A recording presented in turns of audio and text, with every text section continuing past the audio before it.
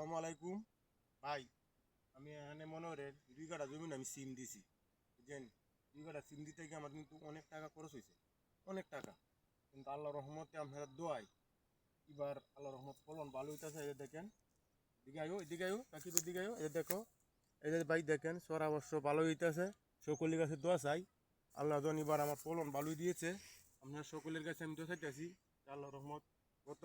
গত বছর আমি কাটনা আমাদের সিম দেয়া আমি কিন্তু দোয়া গাইছি কেন, একবার সিম লাগাইছি, লাগানি পরে আমাদের মনে করেন এই ফানি উঠিয়া সবগুলো নষ্ট হয়ে গেছিল, কিন্তু আমি লাভবান হইতে পারি নাই। কিন্তু এবার আল্লাহ রহমত পানি টাইনি হয়ে গেছে গা, কিন্তু এবার আল্লাহ রহমত ভালো ফলন নিতেছে।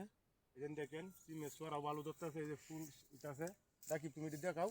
এই যে দেখেন সই ভালো ধরতেছে।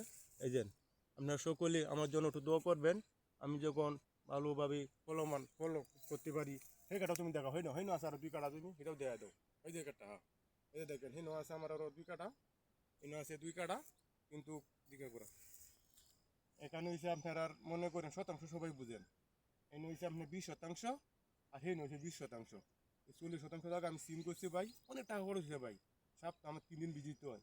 এই যে ফুল কিন্তু পোকায় হায়ালা, কিন্তু পোকা হালায় দেয়, কিন্তু সাপটা আপনি 3 দিন ভিজিতে হয়। 3 দিন ভিজিতে গেলে ভাই অনেক টাকা যা। আপনি একদিন বীজ দিলে নিম্নে 3,000 বীজ লাগে এই 40 শতাংশ জায়গার মধ্যে।